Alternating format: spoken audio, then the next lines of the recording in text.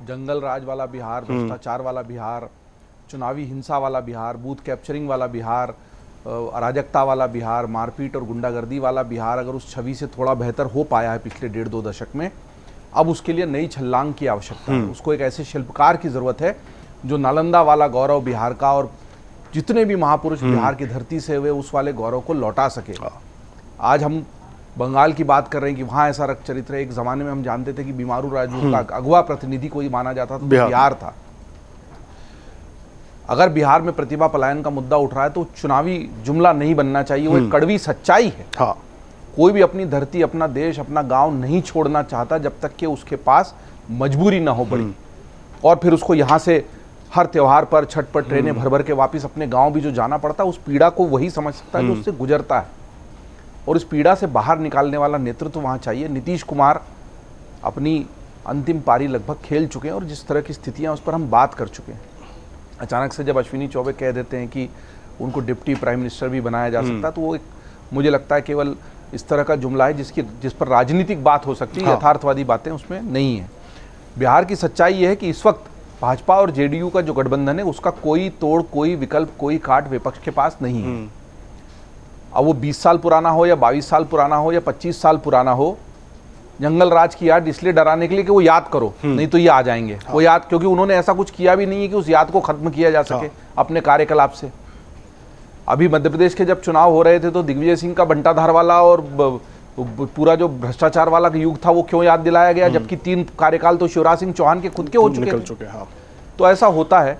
लेकिन बिहार में जिस तरह की राजनीति अभी चल रही है उससे बिहार को अगले स्तर पर ले जाने के लिए, वो नई छलांग लगाने के लिए कौन नेतृत्व देगा, ये बड़ा मुद्दा होना चाहिए।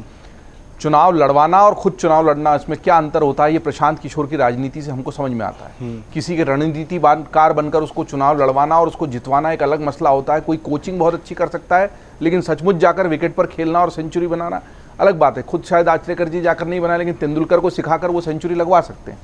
तो ये ऐसा होता है ना, खालिद महमूद जब खुद फिल्म बनाते हैं तो उनकी फिजा फ्लॉप हो जाती है, लेकिन वो समीक्षा में तो हर फिल्म की धुलाई कर देते हैं।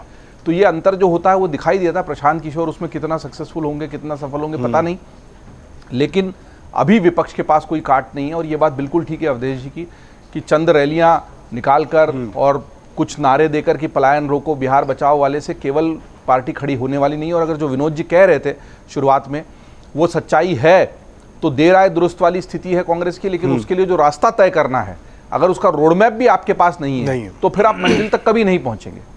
क्योंकि जिला स्तर पर, संगठन स्तर पर कोई तैयारी ही नहीं है, संगठन के पदाधिकारी नहीं है, लोग छोड़ छोड़ के भाग चुके हैं कांग्रेस और उनको वापस लाने की कोई व्यवस्था नहीं है।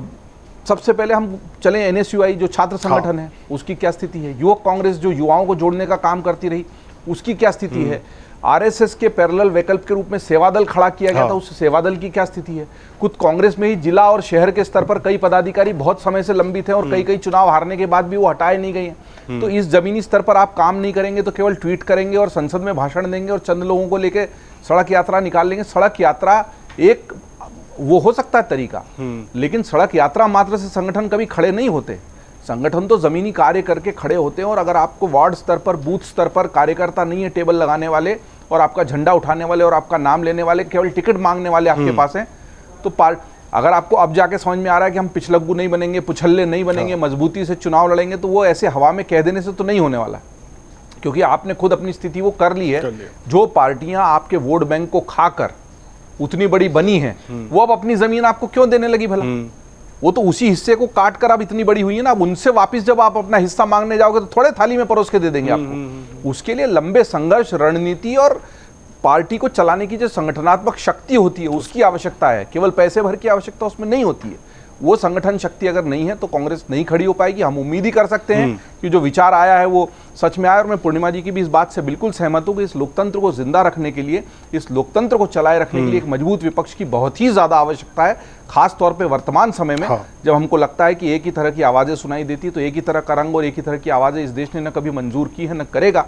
लेकिन ये तो विपक्ष की गलती है कि वो अपने आप को उतना मजबूत नहीं कर पा रही है, चाहे वो कांग्रेस के रूप में हो, इंडी गठबंधन के रूप में हो, किसी भी रूप में हो, मजबूत तो हो और मजबूत होकर अपनी आवाज उठाए। और जो भी सच्चाई से और ईमानदारी से आवाज देता है और जनता की समस्याओं को उठाता है, इस देश की जनता उसको सुनती है।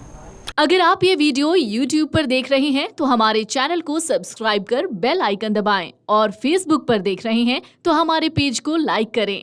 8 मिलियन प्लस सब्सक्राइबर, आपके इस भरोसे के लिए बहुत धन्यवाद।